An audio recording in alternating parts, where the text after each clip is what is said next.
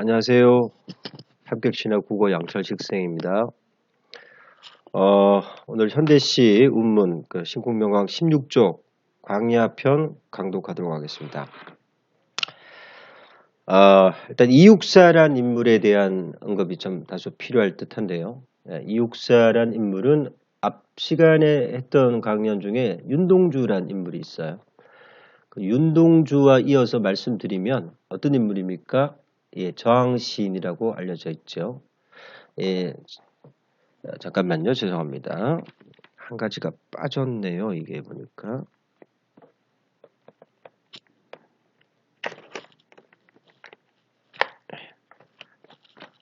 자.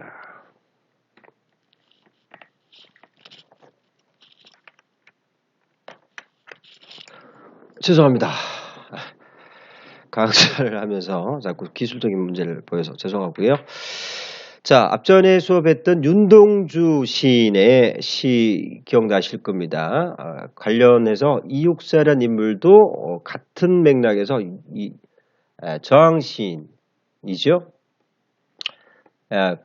상대적으로 남성적인 성격을 갖고 있어요. 남성적 어조를 주로 사용하고요.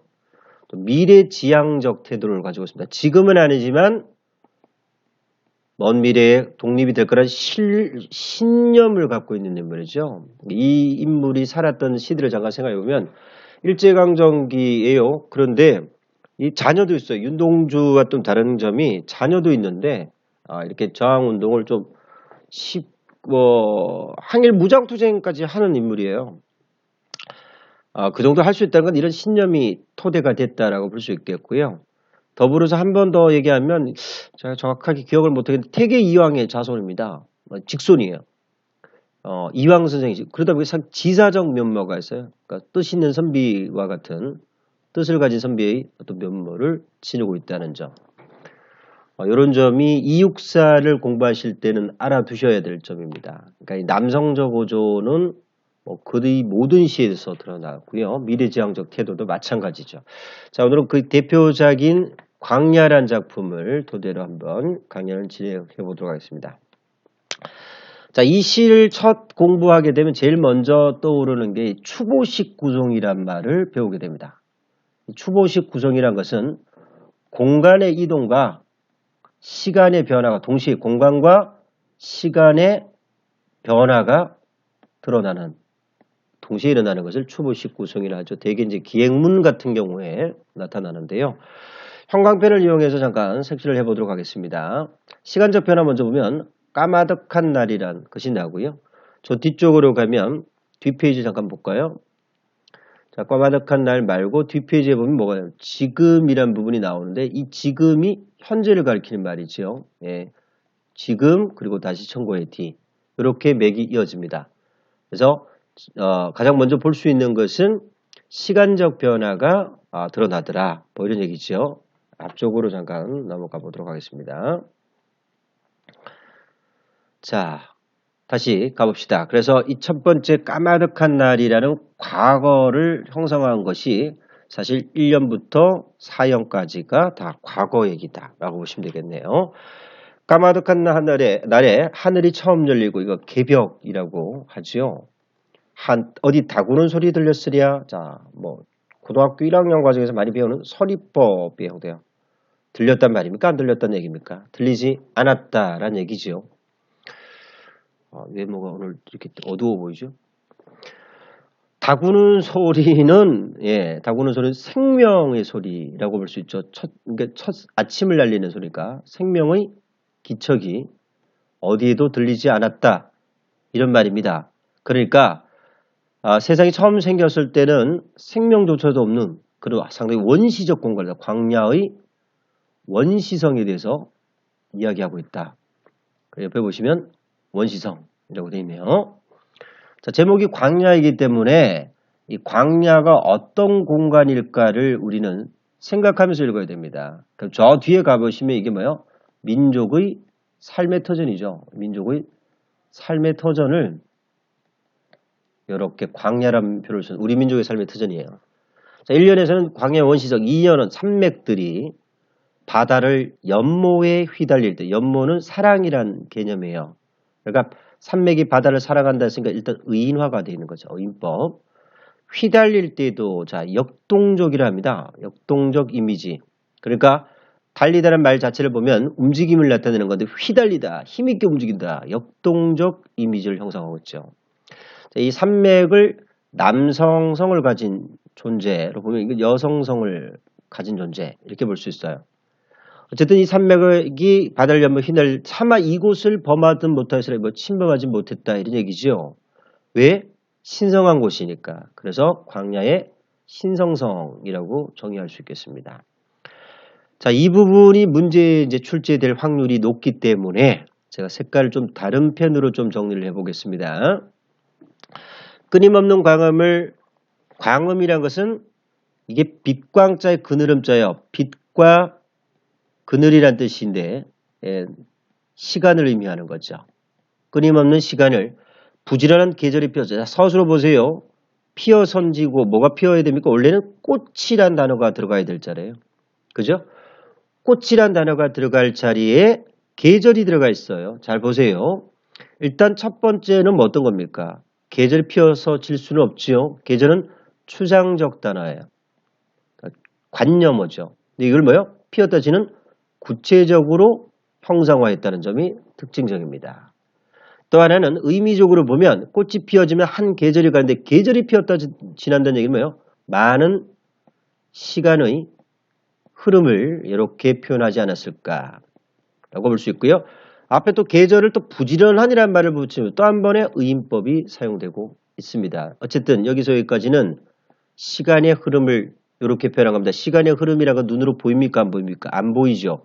추상적이에요. 근데 그걸 꽃이 피었다 지는 모습으로 구체적으로 형상화해놓은 거죠. 자, 이런 표현법은 고등학교 과정에서 자주 출제되는 표현기법입니다. 표현기법상 이 표현은 상당히 다 기출되니까 다른 작품에서도 이런 추상성을 구체화시킨 부분이 나오면 반드시 체크해두고 넘어갑니다. 큰 강물이 비로소 길을 열었다. 여기서 강물이 상징적 의미죠. 길을 열었다는 것은 시작되었다는 겁니다. 이거는 인간 문명을 얘기합니다. 연결해 보세요. 무슨 얘기 됩니까? 그러니까 시간이 흘러서 인간의 문명이 드디어 탄생했다. 이런 얘기죠. 자, 광야의 원시성과 광야의 신성성을 제시하고 드디어 인간의 역사가 나타나게 되었다. 이런 얘기가 있는 것입니다. 어쨌든 여기까지는 다 뭐가 되는 겁니까?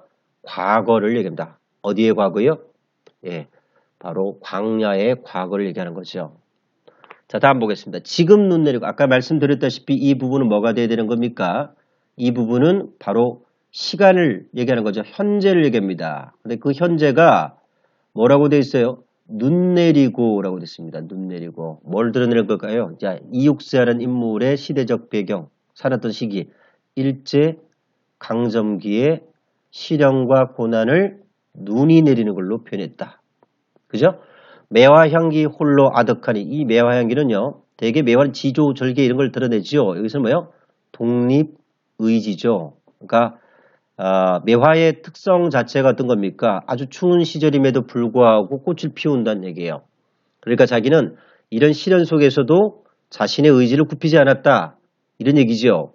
홀로 아득하니 그러니까 독립의지를 가진 사람이 많다는 얘기예요. 적단 말이에요. 없다는 거예요. 내 여기 가난한 노래 씨를 뿌려라. 자, 이 부분을 어떤 태도로 갑니까? 희생적 태도라고 합니다. 보세요. 씨를 뿌리겠다는 겁니다. 그러니까 독립이 지금 당장 올 것이라는 것을 생각하지는 않아요. 그런데 자신이 행한 행위들이 미래에는 씨가 되어서 발화가 되길 바라는 마음이죠. 어찌 보면 희생적 태도다. 이런 얘기로 볼 수 있겠습니다. 여기서 특히 또 명령형을 이렇게 굳이 사용한 이유를 얘기한다면 의지죠. 하겠다란 말에 좀 강조적 태도라고 볼 수 있습니다. 자, 다시 보겠습니다. 이 희생적이라고도 하고 또 속죄양 모티브라고도 하죠. 속죄양, 죄를 속죄받는 의미에서 자신을 바쳤다는 얘기입니다. 이런 표현도 사실상은 이제 문제에서 가끔씩 여러한 태도를 찾는 문제 출제되는데 또 누구하고 연결 많이 되겠습니까? 되게 윤동주라는 인물과 윤동주 많이 나오니까 윤동주의 현실 태도를 생각해 주시면 좋겠고요. 다시 청구에 대해 언제요? 미래죠. 미래입니다. 시간의 흐름에 따른 전개 다 맞는 말입니다. 백마 타고 오는 초인이 있어. 이건 뭐예요? 미래에 오는 사람이에요. 그러니까 독립을 이룰 후손이죠. 자, 뭐 타고 옵니까? 고귀한 백마를 타고 오는 거죠. 이 광야에서 목 놓아 부르게 뭐 독립의 기쁨을 목 놓아 부르게 하리라. 자, 이 부르게 하겠다는 건 미래를 얘기하는 건 미래 지향적 태도가 드러납니다. 자, 제가 아까 말씀드렸던 부분들, 자, 거의 대부분 다 들어와 있고요. 특히 이제 이 미래지향적 태도란 부분과 더불어서 이 시가 보시면 이 씨를 뿌린다는 말이요. 이것을 위한 초석을 마련한다 란 말로 볼 수 있지요. 그래서 자신이 미래를 위해서 희생하겠다 이런 말로도 이해갑니다. 됐습니까? 예, 이런 정도로 보겠습니다. 주제는 뭐겠습니까? 조국 광복을 위한 뭐 희생, 광복을 위한 다짐, 의지 뭐 이 정도로 이해하실 수 있겠습니다. 문제로 들어가겠습니다. 자, 표현상 특징 파악하는 문제. 자, 이거 붙여놓은 이유가요. 이 책도 마찬가지겠지만 시 문제에서는 빠짐없이 출제되는 거죠. 필수 문제예요. 필수 문제. 그러니까 우리는 공부할 때 필수 기출. 그러니까 반드시 기출되는 문제를 토대로 공부를 하시면 되죠. 시를 우리가 공부를 한다. 시 공부를 할 때는 반드시 해야 될 게 주제 파악하시는 거 하고 그 다음 뭐요? 표현상 특징 파악하는 거는 잊어버리지 마세요. 주제 파악할 때 어떻게 하라고 그랬습니까? 기억나신지 모르겠는데 먼저 화자를 파악하시고요. 그 다음에 시적 대상을 파악합니다. 이 대상에 대한 화자의 뭐요? 태도를 또는 어떤 그 정서를 파악하는 것이 핵심이죠. 자, 문제 보겠습니다. 문제에서 힘찬 남성적어죠. 혹시 제 수업을 들으신 분들은 보자마자 지사적 이런 말을 그대로 넘어갈 수 맞다라고 할 수 있겠습니다. 아까 중요하다고 했던 거죠. 자, 추상적 개념의 구체적 이미지 변형 있지요. 유사한 문장 구조의 반복을 통해 화자 의지는 드러납니다. 화자 의지는 드러나는데 유사한 문장 구조의 반복인지를 다시 따져봐야 되는데 위에 보면 유사한 문장 구조, 즉 대꾸와 같은 형식이라든가 이런 것들은 거의 찾아보기 힘들어요. 과거 이제 아까 말씀드렸죠. 이런 시간의 흐름에 따른 전개가 되고 있다. 초보식 구성도 맞다. 대립되는 이미지를 가진 시어를 사용하고 자, 이 신호, 대립되는 시어가 뭐 있습니까? 읽어보시면 대립적으로 드러나는 거, 눈 같은 것은 시련을 드러내지 않습니까? 그렇잖아요. 근데 여기에 매와 향기는 어때요? 이 눈을 이겨내는 독립의지와 같은 것들이라고 볼 수 있죠. 자, 그러니까 이것도 맞는 거죠. 자, 유사한 문장 구조를 확인할 수 없습니다. 자, 다음 문제로 넘어가도록 하겠습니다. 자, 다음. 아까 봤던 건데 누구 파악을 했어요? 화자 파악을 했죠? 태도. 아까 봤습니까? 기억나시는지 모르겠는데 제일 먼저 해야 될 일이 화자죠. 그리고 이 시에서의 제목이 광야겠죠. 맞아요? 이 광야를 바라보고 있는 겁니다. 이걸 뭘로 바라보고 있어요? 삶의 터전, 민족의 삶의 터전으로 봐요. 그죠? 그리고 이 삶의 터전이 어떻다는 겁니까? 상당히 신성한 곳이다라는 것도 얘기하고 있고요. 시간이 지났죠. 그래서 그 광야에서 뭡니까? 독립의 기쁨을 노래하겠다.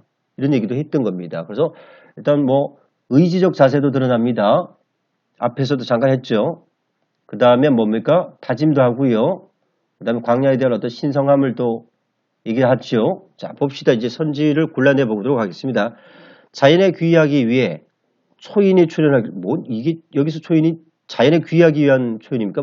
말도 안 되는 얘기입니까? 이건 독립을 위한 후손이라 했죠. 독립을 이룰 후손이라고 했습니다. 말도 안 되는 얘기죠. 틀렸습니다. 부정적 현실에 대한 체념입니까? 의지입니까? 의지죠. 비극적 현실을 극복해 자아성찰의 의지를 드러내. 자, 잠깐 보셔야 되는데 자아성찰의 의지입니까? 독립의 의지입니까? 내가 반성하겠다, 내를 들어보겠다는 얘기입니까? 이 얘기는 윤동주한테 올린 얘기예요. 윤동주한테. 이육사는 자성찰 반성할 게 별로 없어요. 자기 적극적으로 노력했기 때문에. 부정적 현실을 극복하는 강인한 의지. 의지는 맞죠. 강인한 의지, 극복하는 의지, 극복 의지, 미래지향적 태도. 이게 정답이죠. 암담한 현실을 적극적 행동하지 못한 지식이 누구예요? 이거? 윤동주예요. 윤동주. 그죠? 예. 아닙니다. 틀렸죠? 그냥 봐도 알 수 있죠. 자, 여기에서는 화자의 태도를 뭐로 보냐면 현실에 대한 태도가 뭐냐? 극복 의지죠. 여기는 광야를 정했지만 화자가 만약 이 어떤 태도를 드러내는데 대상에 대한 태도를 드러낼 수도 있지만 현실에 대한 태도를 질문을 할 수도 있잖아요. 이런 현실이 어떤 겁니까? 부정적 현실이죠. 이 부정적 현실을 어떻게 극복하겠다는 얘기 아닙니까? 그죠? 그래서 자기가 뭐 하겠다는 거예요? 희생하겠다는 자기 희생적 태도를 드러내는 거 아니에요? 이런 겁니다. 그래서 정답이 4번이 되겠습니다. 다음 문제, 한 문제 더 있어요, 이 책은. 자, 봅시다. 3번. 다음은 이 시에 대한 감상에 대해 내재적, 자, 이거 좀 설명해야 될 것 같습니다. 내재적 의미. 자, 이 내재적 의미라고 하면 작품 속의 의미를 얘기하는 겁니다. 작품 속에서의 의미. 내재는 어디요? 작품 속에서만 판단하는 겁니다. 작품 속에서. 자, 그러니까 이거 반대되는 개념으로 외재적 의미를 얘기하는 경우가 있습니다. 외재적 의미. 그럼 이 작품 바뀌죠? 이건 세 가지로 분류돼요. 뭐요? 작가를 중심으로 작품을 이해할 거냐? 아니면 독자를 중심으로 작품을 이해할 거냐? 그것도 아니면 현실을 중심으로 작품을 이해할 거냐 이 말입니다. 어쨌든 오늘은 내재적 의미 먼저 잠깐 봅니다. 작품 속에 있죠. 그럼 되게 뭐 나와야 됩니까? 주제와 관련되거나 표현법과 관련되거나 시어와 관련되거나 등등등 작품 속에서만 관련되는 것들. 자, 1번. 이 시는 문학이 현실 반영의 말을 그대로 자, 현실 반영 이거 어디 있는 거예요? 현실 반영. 외재적이라 했죠? 틀렸습니다. 이거 아니죠? 이건 반영론의 기법이에요. 반영론. 그죠? 자, 이육사 시인의 삶을 뭐요? 작가 아닙니까? 이건 표현론이라고 하죠. 표현론. 바로 기술 일제강점기 시대 현실이죠. 반영이에요. 반영론. 그죠? 눈, 매화향기, 광야 뭐요? 시어죠. 시어들은 상징성, 표현 기법이죠. 의미를 따져. 자, 이게 정답입니다. 그렇죠? 바로 찾아야 됩니다. 이 시의 개인주의적 성향이 강한 오늘날 학생들에게 뭐요? 누가 느끼는 거? 독자 아닙니까? 독자들이 느끼는 거잖아요. 이건 뭐예요? 수용론 또는 효용론이라고 합니다. 자, 좀 더 붙여 말씀드리면 이게 작품이라고 봅시다. 이 작품 속에 있는 내용만 보면 뭐란 얘기예요? 내재론이라는 얘기입니다. 그런데 작품을 만드는 작가와 관련돼서 볼 거냐? 작품을 받아들이는 독자와 관련돼서 볼 거냐? 아니면 반영된 시대 현실과 관련해서 해석할 거냐? 이 얘기입니다. 자, 이것만 보면 뭐가 됩니까? 내재론이에요. 그런데 이 바깥에 있는 요소들에 주목을 한다는 얘기는 무슨 얘기입니까? 외재론이라는 얘기죠. 기술적으로 푸시면 되는 문제입니다. 쉽게 풀었습니다. 자, 간단하게 오늘 여기까지 일단 먼저 광야란 이육사의 광야란 작품을 마무리하도록 하겠습니다. 강의 듣느라 고생했습니다.